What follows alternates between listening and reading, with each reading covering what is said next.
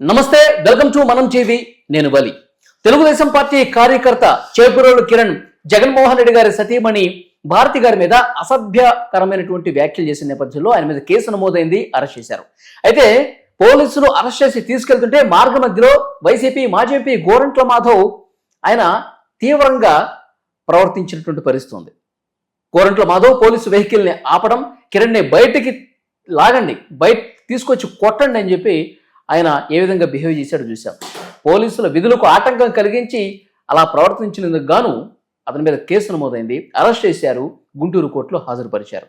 ఏంటి ఈ వింత వైఖరికి కారణం ఏం కనిపిస్తోంది? ఇంకా అధికారంలో ఉన్నారని చెప్పి వాళ్ళని భావిస్తున్నారా? దీని మీద కొంత మనం డిస్కస్ చేసే ప్రయత్నం చేద్దాం. నాతో పాటు స్టూడియోలో ఉన్నారు కట్టా కార్తీక్, అనలిస్ట్, వారితో మాట్లాడదాం. కార్తీక్ గారు నమస్తే అండి. నమస్తే వారి. కార్తీక్ గారు, గోరంట్ల మాధవ్ మాజీ ఎంపీ ఆయన ఇంకా వైసీపీనే అధికారంలో ఉందని భావిస్తున్నాడు. ఎందుకంటే పోలీసులను కూడా భయభ్రాంతులకు గురి చేస్తా ఉన్నాడు. పోలీసులు అంటే లెక్కలేని తనకు కనిపిస్తోంది. అంత ధైర్యం ఎట్లా వచ్చింది? వరి, నేను 2 దశాబ్దాలుగా జర్నలిజంలో ఉన్నాను. అనేక అంశాల మీద నా అభిప్రాయాన్ని వెల్లడించాను. అమెరికా అధ్యక్షుడిగా ట్రంప్ తీసుకుంటున్న విధానాల మీద మాట్లాడుతున్నాను. గతంలో జగన్మోహన్ రెడ్డి గారి నిరంకుశ విధానాల మీద మాట్లాడాను. కానీ ఇంత చిల్లరగా వ్యవహరించినటువంటి టాపిక్ గురించి, అందులో గోరంట్ల మాధవ్ గురించి మాట్లాడాలంటే కొద్దిగా బాధేస్తుంది. నువ్వు అనొచ్చు, అతను ఒక మాజీ ఎంపీ, ఒక మాజీ పోలీస్ ఆఫీసరు, అతనికి ఒక స్థాయి ఉందని అనొచ్చు. ఒక స్థాయిని మనం వాళ్ళు సాధించిన హైట్స్ ఆధారంగా, తీసుకున్న పదవుల ఆధారంగా మనం లెక్కించలేం. వాళ్ళ బిహేవియర్ ఆధారంగా లెక్కించగలం. అంటే వాళ్ళ స్థాయికి ప్రామాణికం వాళ్ళ బిహేవియరే. ఇలా అతను ఎంపీగా లేడు, మన టికెట్ కూడా రాలేదు. ఎందుకు? కేవలం బికాజ్ ఆఫ్ బిహేవియరే. ఏంటి అతని బిహేవియరు? గతంలో అతను న్యూడి కాల్స్ మాట్లాడేవాడని చెప్పేసి ఆరోపణలు ఉన్నాయి. అతను కియా పరిశ్రమకు సంబంధించినటువంటి కంపెనీ అంటే వసూళ్ల కోసం వాళ్ళ మీద దుర్భాషలాడనేటువంటి ఆరోపణలు ఉన్నాయి. అనంతపురం జిల్లాలో కియా ఫ్యాక్టరీని చంద్రబాబు నాయుడు గారు తీసుకొస్తే అక్కడ వసూళ్ల కోసం ప్రాకులాడేటువంటి ఆరోపణలు అతని మీద ఉన్నాయి. ఇవన్నీ పక్కన పెట్టి మొన్న మధ్య లేటెస్ట్గా పోలీసులు అతను నోటీసులు ఇచ్చారు. అతనికి చట్టం తెలుసు కదా, అతను పోలీస్ ఆఫీసర్ కదా, ఒక మాజీ ఎంపీ కూడా కదా. అత్యాచార బాధితుల పేర్లు బయట పెట్టకూడదని తెలీదా? మరి బయట పెట్టాడు అన్న దాని మీద అతని మీద కేసు నమోదైంది, నోటీసులు కూడా పోయాయి. మరి ఆ కేసు పెట్టింది ఎవరో తెలుసా? వైసీపీలో మహిళా కమిషన్ చైర్పర్సన్గా పనిచేసిన వాసిరెడ్డి పద్మ గారు. వాసిరెడ్డి పద్మ గారు ఈ వ్యక్తిని ఎప్పుడో పార్టీ నుంచి సస్పెండ్ చేయాలని వైసీపీలో అడిగారంట. ఆవిడే చెప్పారు. అడిగితే జగన్మోహన్ రెడ్డి గారు చెప్పారట, మన పార్టీ ఎంపీ చూస్తున్నాడు పోవాలమ్మ చేసిన తప్పులు అని అన్నాడట. అలాంటి వ్యక్తి ఇలా కాకుండా ఇంకెలా బిహేవ్ చేస్తాడు? అతనికి చట్టం అంటే పేరుకే పోలీస్ ఆఫీసర్ కావచ్చు. అతను చట్టం అంటే ఏమాత్రం గౌరవం లేదు, లెక్క లేదు. బేసిక్గా చట్టానికి వైసీపీ అంటే నేను ఒక అబ్జర్వేషన్ చెప్పాను, గతంలో కూడా చెప్పాను, నీ వీడియోలో కూడా చాలా చెప్పాను. Err psycho rowdy and corruption party. ఇక్కడ ఉండేదంతా సైకో రౌడీ బ్యాచ్ ఉంటారు, లేదా కరప్షన్ బ్యాచ్ ఉంటారు. వీళ్ళకి చట్టం అంటే గౌరవం ఉండదు. వ్యవస్థకు ఒక పెద్ద ఛాలెంజ్గా ఇవాళ వైసీపీ ఉంది. వ్యవస్థకి ఒక పెద్ద ఛాలెంజ్గా వైసీపీ ఉంది. వ్యవస్థ వర్సెస్ వైసీపీ పోరాటం జరుగుతూ ఉంది. టామ్ అండ్ జెర్రీ పోరాటం ఉంటుంది కదా, అలా జరుగుతూ ఉంది. ఒకవైపు ఏమో సైకోయిజం ప్రవర్తిస్తూ ఉన్నారు, రౌడీజం చేస్తూ ఉన్నారు. అధికారం ఉందా లేదా పక్కన పెట్టి వాళ్ళకి తెగింపు, బరి తెగింపు. వాళ్ళకి వ్యవస్థల మీద గౌరవం లేదు, చట్టాల మీద గౌరవం లేదు. వాళ్ళు ఎంతకైనా తెగిస్తారు. ఇదే గోరంట్ల మాధవ్ చంద్రబాబు నాయుడు గారిని జైల్లో పెట్టినప్పుడు ఏమన్నాడు? చంద్రబాబు నాయుడు గారు ఇక ఉండడు అని మాట్లాడాడు. అదేందని నేను ఫోన్ చేసి అడిగాను, కెమెరా ముందే అడిగాను. లేదు, రాజకీయంగా కిల్ అవుతాడని చెప్పాను, కవర్ చేసుకునే ప్రయత్నం చేశాను. అలాంటి వ్యక్తిత్వం ఉన్న మనిషి గోరంట్ల మాధవ్. ఇదే గోరంట్ల మాధవ్ అనేక కామెంట్ చేశాడు. ఇప్పుడు నిజంగా గోరంట్ల మాధవ్కి భారతి గారి మీద కామెంట్స్ వస్తే, నాయకుడి గారి భార్య కాబట్టి కోపం రావచ్చు, ఒప్పుకుంటా. ఆ కోపం రావటం అర్థం ఉంది. కానీ అదే గోరంట్ల మాధవ్ పోసానికి ఇష్టమరి పవన్ కళ్యాణ్ గారి భార్య అన్నప్పుడు మరి ఎందుకు కోపం రాలేదు? వర్రే రవీందర్ రెడ్డి జగన్మోహన్ రెడ్డి గారి సోదరి గారి గురించి అన్నప్పుడు ఎందుకు కోపం రాలేదు? విజయమ్మ గారి గురించి వల్ల రవీందర్ రెడ్డి కామెంట్ చేసినప్పుడు ఎందుకు కోపం రాలేదు? ఇదే వైసీపీ సైకో బ్యాచ్, ఇప్పుడు సోషల్ మీడియాలో పిచ్చి పోస్టులు పెట్టాలని సైకోలు అంటున్నారు కదా, ఆ సైకో బ్యాచ్ విజయమ్మ గారి మీద, షర్మిల గారి మీద, వాళ్ళ క్యారెక్టర్ల మీద మాట్లాడినప్పుడు ఎందుకు రాలేదు? జగన్మోహన్ రెడ్డి గారి సాక్షాత్కార పార్టీ అధినేత షర్మిల గారు కట్టుకున్న చీర మీద కామెంట్ చేసినప్పుడు ఎందుకు రాలేదు? తర్వాత బూతులు తిట్టే కొలగానికి మంత్రి పదవి ఇచ్చినప్పుడు చంద్రబాబు నాయుడు గారిని వాళ్ళ భార్యని తిట్టినటువంటి వల్లభి వంశీని ఆ పార్టీలో చేర్పించుకుని మన ఎమ్మెల్యే టికెట్ ఇచ్చినప్పుడు ఎందుకు రాలేదు? జగన్మోహన్ రెడ్డి గారిని గల్లా పట్టుకునే దమ్ము గోరంట్ల మాధవ్కు ఉందా? ఏందయ్యా ఇది? తిట్టిన వాళ్ళకి మంత్రి పదవి ఇస్తావు, తిట్టిన వాళ్ళని సోషల్ మీడియాలో పెట్టుకుంటావు, సోషల్ మీడియాలో పెట్టుకొని నీ చెల్లిని తల్లిని కూడా తిట్టిస్తావు. ఇది ఎక్కడ కల్చరు? ఇది ఎక్కడ తీసుకెళ్తున్నాం మన రాజకీయాన్ని అని చెప్పేసి ఒక చట్టం తెలిసిన వాడికి ఒక మాజీ పోలీస్ ఆఫీసర్గా గలా పట్టుకుని ఎందుకు అడగలేకపోయావు? ఈ కల్చర్ పెంచి పోషించింది నీ పార్టీ కదా. ఇవాళ ఏ పార్టీ అయినా తన మన భేదం లేకుండా కిరణ్ 24 గంటల్లో అరెస్ట్ చేసి కోర్టులో ప్రొడ్యూస్ చేసినట్టు కనుక ఆ రోజే ఈ బోరుగడ్డ అనిల్ కుమార్ని, వర్ర రవీందర్ రెడ్డిని, కొడా నానిని, వల్లభని వంశీని, పోసానికి ఇష్టమరెడ్డిని, ఆర్కే రోజాని, అంబటి రాంబాబుని, పేరు నానిని వీళ్ళందరినీ అరెస్ట్ చేసి లోపల పడేసి ఉంటే ఇవాళ ఈ కల్చర్ వచ్చి ఉండేదా? ఈ కల్చర్కి ఎవరు బీజం పోశారు? ఇంకా నేను చెప్తున్నావు అది ఈ ఎవరైతే కిరణ్ ఉన్నాడో కామన్ మ్యాన్ కిరణ్గా హైలైట్ అయ్యాడో అతను కేవలం సోషల్ మీడియా వ్యక్తి, అతని స్థాయి అంతే. కానీ కొడా నాని వైసీపీ అయ్యాల మంత్రి, జగన్మోహన్ రెడ్డి క్యాబినెట్లో మంత్రి, వల్లభని వంశీ ఆ ఎమ్మెల్యే మొన్న టికెట్ ఇచ్చారు ఓడిపోయాడు. వాళ్ళ ఆర్కే రోజా మంత్రి, పేరు నాని మంత్రి, అంబటి రాంబాబు మంత్రి, మన ఉంటాడు నెల్లూరు సంబంధించినటువంటి అనిల్ కుమార్ యాదవ్ అతను మంత్రి. ఏ వీళ్ళ స్థాయి ఎక్కడ మరి? వీళ్ళు కదా ఈ కల్చర్ బీజం పోతుంది. ఇప్పుడు నాయకుడు ఓ పద్ధతిగా ఉంటాడు, సరే కార్యకర్త తొందరపడవచ్చు, మాట జారొచ్చు కాక వాడి స్థాయి వాడి బుర్ర అంతే, వాడు ఎదగలే, ఇంకా అందుకు వాడి స్థాయి కూడా ఎదగలే. కానీ నాయకుడు ఎదిగాడుగా, వాడి బుర్ర పెద్దదిగా, మెచ్యూరిటీ ఉండాలిగా, సమాజాన్ని సందేశించే రకంగా ఉండాలిగా. ఏంది వీళ్ళు మాట్లాడిన మాటలు? వీళ్ళనేం చెయ్యాలి? ఇప్పుడు మొన్న చట్టం తెలిసినటువంటి ఈ పెద్ద మనిషి ఎవరైతే గొరంట మాధవ్ ఉన్నాడో అంతర్యుద్ధం అనే పదం మాట్లాడాడు. అంతర్యుద్ధం అంటే ఏంటి? సహజంగా అంతర్యుద్ధం అంటే మనకు తెలిసిన మీనింగ్ ఏంటంటే కులాల మధ్య ఘర్షణ, మతాల మధ్య ఘర్షణ, సమాజంలో ప్రజల మధ్య ఘర్షణ. ఇది కదా అంతర్యుద్ధం అంటే సమాజంలో వైషమ్యాలు రేవనెత్తాలని, సమాజంలో పుల్లలు పెట్టాలని, ఈ సమాజంలో గొడవలు పెట్టాలని, ఆంధ్రప్రదేశ్ రాష్ట్రాన్ని తగలబెట్టాలని గొరంట మాధవ్ ప్లాన్ చేస్తున్నాడా? మాకు అనేక అనుమానాలు కలుపుతూ ఉన్నాయి. వైసీపీ అంటేనే మాకు భయం భయం భయం భయం రాష్ట్రాన్ని ఎక్కడ తగలబెట్టేస్తారు అని. జగన్మోహన్ రెడ్డి గారి ఇంటి పక్కన మంటలు వచ్చాయి. ఎవరు తగలబెట్టారంటే విచారణకు ఆయన ఆధార్గాడు ఆయన తగలబెట్టుకున్నాడేమో, సీసీ కెమెరా ఫుటేజ్ అడిగితే ఎవరు ఏమో అనుమానం. జరగని కోడికత్తం జరిగింది అన్నారు, ఒకవేళ జరిగితే విచారణకు ఎందుకు ఆధార్ కావట్లేదు? ఒకవేళ గురకరాయి అన్నారు, ఆ రాయి ఎక్కడుందో తెలియదు. ఇప్పుడు మీరు అంతర్యుద్ధం, ఈ గొడవలు పెట్టే నైజం దీన్ని ప్రస్తావించారు కాబట్టి చెప్తున్నాను. మొన్న ప్రవీణ్ పగడాల గారి మరణం విషయంలో కూడా కొంతమంది క్రైస్తవ పెద్దలుగా చెప్పుకునే వాళ్ళు మళ్ళా వాళ్ళు చెప్తున్నా విను, అది క్రైస్తవ పెద్దలు కాదు, వైసీపీ కార్యకర్తలు, వాళ్ళ మతానికి సంబంధించిన విషయం కాదు. నిజానికి వాళ్ళు చాలా శాంతిగా ఉన్నారు. ఇప్పుడు నిజానికి ఎవరైతే ప్రవీణ్ గారి పేరు ప్రస్తావించావో వాళ్ళ కుటుంబం ఏ వీడియో రిలీజ్ చేసింది? వాళ్ళ భార్య గారు కానీ వాళ్ళ సోదరుడు కానీ ఏ వీడియో రిలీజ్ చేశారు?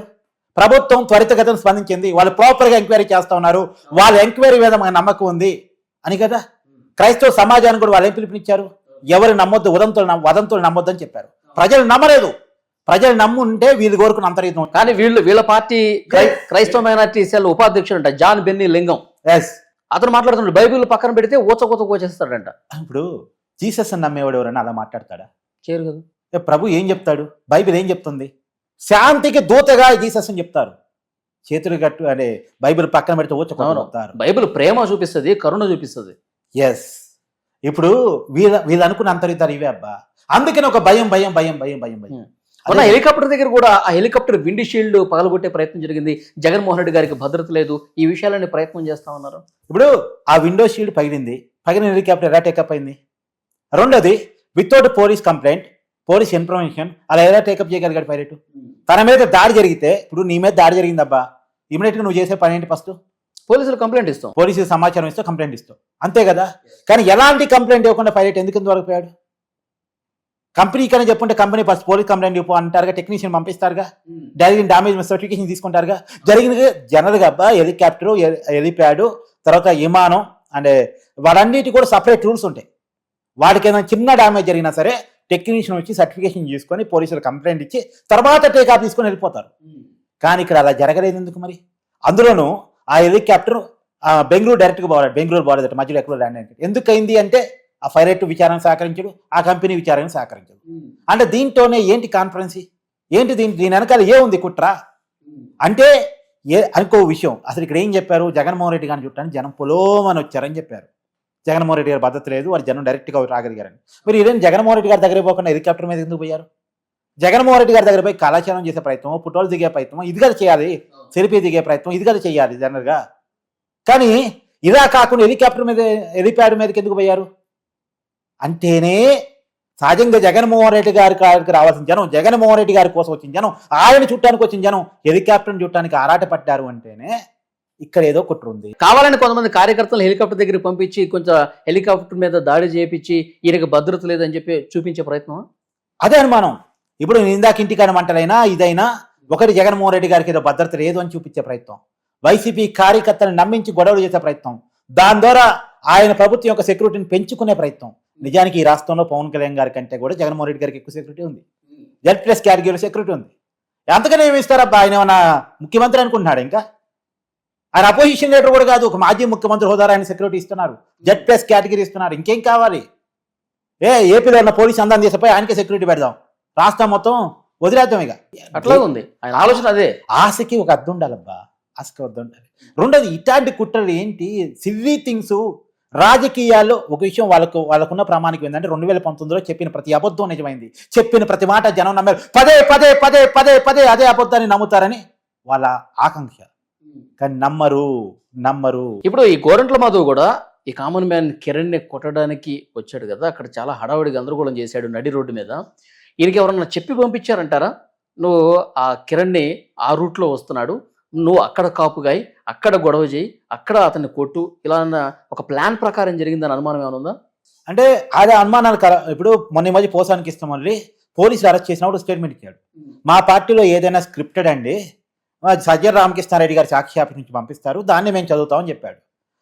రవిచంద్రరెడ్డి ఈ పార్టీ ఈ మధ్య పార్టీకి రాజీనామా చేసి బీజేపీలో చేరాడు. అతను కూడా చెప్పిందంటే మేము అధికార ప్రతినిధిలో మేము ఏదైనా స్క్రిప్ట్ చదవాల్సిందని చెప్పాడు. అంటే ఆ పార్టీలో ఏదైనా ఒక డ్రామాటిక్స్ నడుస్తూ ఉంటాయి. ఆ డ్రామాటిక్స్ లో భాగంగా వైసీపీ చెప్పినటువంటి స్క్రిప్ట్ ప్రకారమే ఇతను ఇలా చేసి ఉంటాడని అనుకోవడానికి అవకాశం ఎక్కువ ఉంది, ఎందుకంటే గతంలో మనకు ఉదాహరణలు కనపడుతున్నాయి కాబట్టి నేనేమంటున్నాను, నిజంగా గోరంట్ల మాధవ్ కోపం వచ్చే మనిషే, కోపదారి మనిషి అయి ఉంటే షర్మిలా గారి మీద అన్నప్పుడు కోపం రావాలి, విజయం గారి మీద అన్నప్పుడు కోపం రావాలి, తర్వాత చంద్రబాబు నాయుడు గారి సతీమణి గారిని అన్నప్పుడు కోపం రావాలి, ఎవరినన్నా కోపం రావాలి కదా. పవన్ కళ్యాణ్ గారి భార్యని అన్నప్పుడు కోపం రావాలి, పవన్ కళ్యాణ్ గారి కూతురు అన్నప్పుడు కోపం రావాలి. అందులో కూతురు అప్పుడే గనక పవన్ కళ్యాణ్ గారి కూతురుతో నీకేంటిరా పని, పవన్ కళ్యాణ్ గారితో పని నీకు, పవన్ కళ్యాణ్ గారి కూతురుతో కదా పని నీకు అని చెప్పేసి పోసానికి ఇస్తే మళ్ళీ చొక్కా పట్టుకుని ఉంటే ఇవాళ పరిస్థితి రాజకీయాలకు వచ్చిండేది. రాజకీయాలు అంటే ఎలా ఉంటాయంటే, వైసీపీ నాయకుడి భాషలో చెప్తున్నా, నేను టీడీపీ నాయకుడి భాషలో చెప్పట్లే. మొన్న ఈ మధ్య ఒకసారి పేరు నాని ప్రెస్ మీట్ పెట్టాడు. పేరు నాని తనంతట చెప్పిన మాట, ఇప్పుడు వైసీపీలోనే ఉన్నాడుగా, రాజీనామా చేయలేదుగా, వైసీపీలోనే ఉన్నాడు, మాజీ మంత్రి, మాజీ ఎమ్మెల్యే. ఆయన చెప్పిన మాట ఏంటంటే, చంద్రబాబు నాయుడు గారు రాజకీయంగా మమ్మల్ని వ్యతిరేకించవచ్చు, మేము చంద్రబాబు నాయుడు గారిని వ్యతిరేకించవచ్చు. ఒక నాయకుడు పోయి చంద్రబాబు నాయుడు గారి దగ్గర పోయి పేరు నాని భార్యను లోపలేసిద్దామండి అంటే, ఆయన మీకు అని మత్తుపోయిందా, మీ కోపం ఎవరి మీద, పేరు నాని మీద, వాళ్ళని లోపలేసేయండి. కాదు సార్, పేరు నాని కొడుకు కూడా, వాడి కొడుకు కూడా మీకు మీద కోపం ఉందా, వాడిని కూడా లోపలేసేయండి అంటే, ఇక ఆడవాళ్ళ మీదకి పోతారేంటబ్బా, మీకు అని మత్తుపోయిందా, పిచ్చి పిచ్చి ఆస్కలు చేయొద్దని చెప్పేసి చంద్రబాబు నాయుడు గారు టీడీపీ లీడర్కి వార్నింగ్ ఇచ్చారని నేను చెప్తుంది కాదు, పేరు నాని చెప్తుంది. అవును, అంటే చంద్రబాబు నాయుడు గారి సంస్కారాన్ని ధన్యవాదాలండి అని చెప్పాడు. అది చంద్రబాబు నాయుడు గారి పెద్దరికం.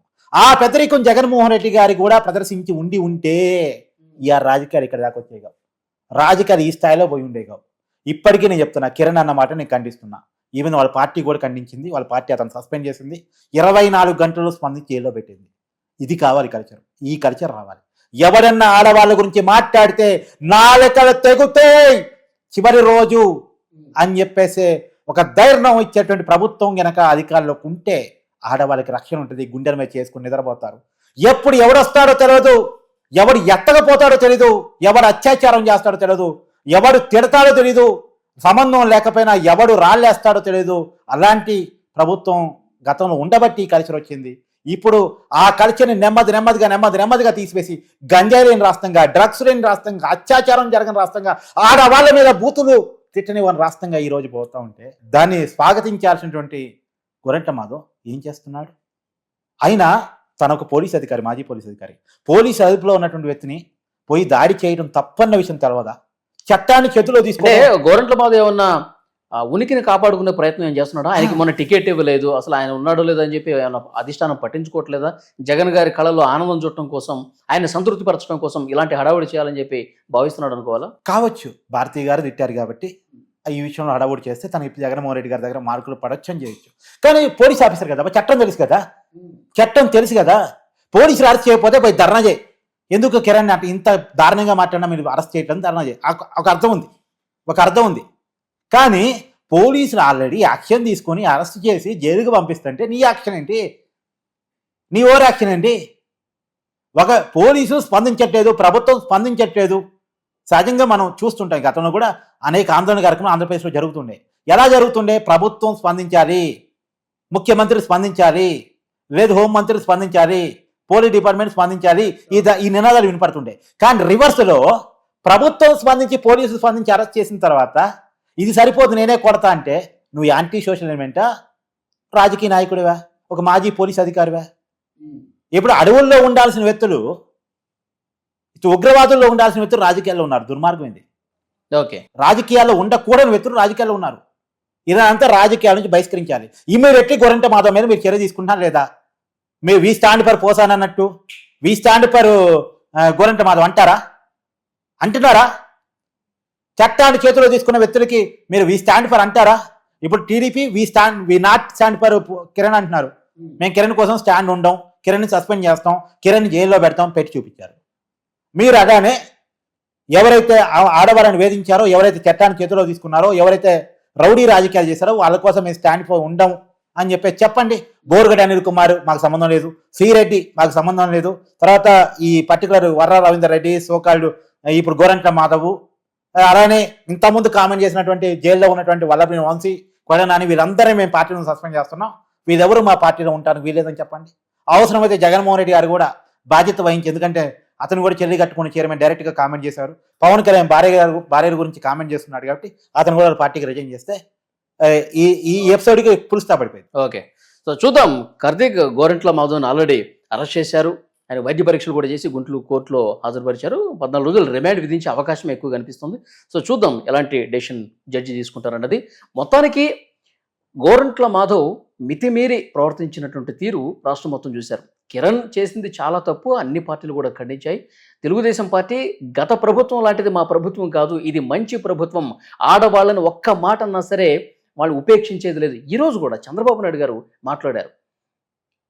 వాళ్ళు క్షమించడాన్ని తప్పు చేసినట్టే అని చెప్పి చంద్రబాబు నాయుడు గారు డైరెక్ట్గా చెప్పారు. వాళ్ళకి అదే ఆఖరి రోజు అవుతుందని చెప్పారు. అది ఏ పార్టీ అయినా సరే. సో డెఫినెట్గా పోలీసులు యాక్షన్ కూడా అంతే వేగంగా తీసుకున్నారు. గోరంట్ల మాధవ్ను కూడా చట్టాన్ని చేతిలోకి తీసుకున్నారు కాబట్టి అతను కూడా అరెస్ట్ చేసినటువంటి పరిస్థితి ఉంది. సో ఇదే ప్రభుత్వం ప్రజలు కూడా కోరుకున్న పరిస్థితి ఉంది. సో డెఫినెట్గా ఇది మంచి ప్రభుత్వం అని చెప్పి మాటల్లోనే కాదు చేతుల్లో కూడా కనిపిస్తుంది. మంచి విశ్లేషణ అందించారు కట్ట Karthik. Thank you very much. Thank you.